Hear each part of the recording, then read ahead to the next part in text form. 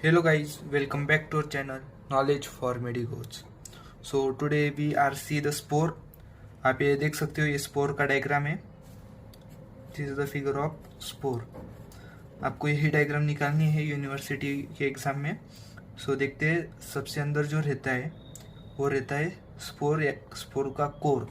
तो ये अंदर वाले पार्ट को बोलते हैं कोर. उसके बाहर रहता है कॉर्टेक्स. उसके आउटर कवरिंग में रहता है कोट. और जो सबसे बाहर रहता है उसे बोलते हैं exosporium. So firstly we will see the definition.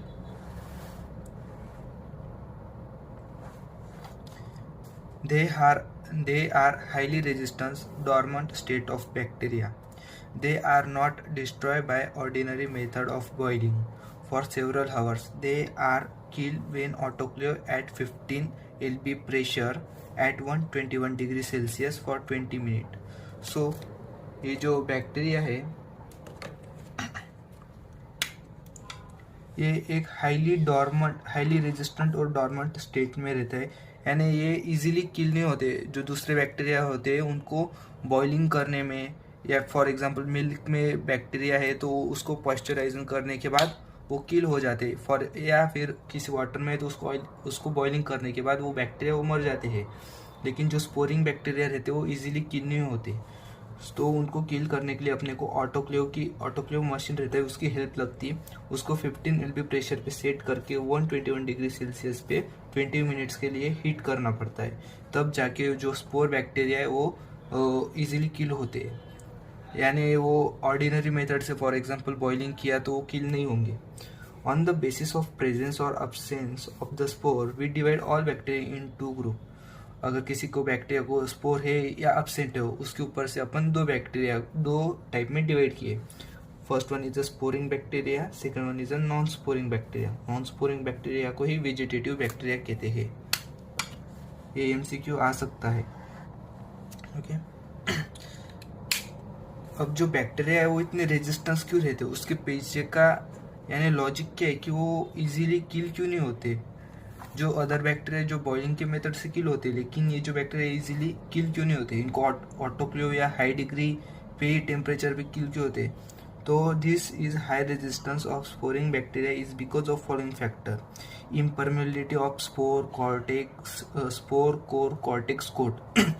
आप बैक्टीरिया को इतने सारे लेयर दे रहे हो तो इजीली किल होंगे क्या? नहीं, क्योंकि सब कोट, फिर कॉर्टेक्स, फिर कोर, और फिर अंदर के स्पोर, और फिर अंदर बैक्टीरिया रहेगा उसको फिर डैमेज होगा.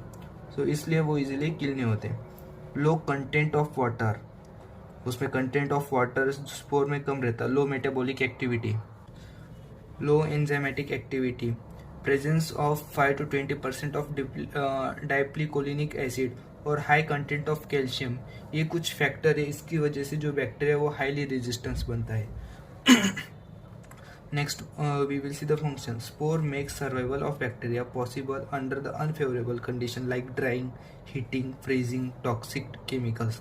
So जो स्पोर है वो अनफेवरेबल कंडीशन, जहाँ पे ज़्यादा हीट होंगी या फिर ज़्यादा कोल्ड होगा या फिर जहाँ पे कुछ टॉक्सिक केमिकल्स है, वहाँ पे भी ये अपना बैक्टीरिया सर्वाइव कर जाएगा. अब इसको हम माइक्रोस्कोप के अंदर कैसे देखेंगे. we will see the demonstration of spore in gram stain. अगले टॉपिक में अपन ग्राम स्टेन के बारे में भी सीखने वाले और जेडन स्टेन के बारे. तो ये दो स्टेन में अपन देख सकते हैं, ग्राम स्टेन और मॉडिफाइड जेल नेइजन स्टेन. इसी को ही बोलते हैं एसिड फास्ट स्टेन और जेडन स्टेन. टाइप्स ऑफ स्पोर, इनको 2 टाइप्स में डिवाइड किया है, नॉन बल्जिंग स्पोर और bulging spore. Non bulging spore यानी जो स्पोर है वो ज़्यादा हेवी नहीं, जो बैक्टीरिया के बाहर नहीं निकल रहे लेकिन बल्ज हो रहे, यानी उनका साइज इतना है कि वो बैक्टीरिया से भी बाहर आ रहे, तो उसे बोलते हैं बल्जिंग स्पोर. अब आप ये देख सकते हैं बैक्टीरिया है, स्पोर ये स्पोर सेंट्रल में और स्पेरिकल है, तो इसको बोलेंगे स्पेरिकल सेंट्रल स्पोर. अब ये ओवल है स्पोर और सेंट्रल में, तो ओवल सेंट्रल. अब ये टर्मिनल पे नहीं, टर्मिनल से थोड़ा पहले और ओवल शेप में, तो ओवल सब टर्मिनल. नेक्स्ट देखेंगे अपन बल्जिंग स्पोर.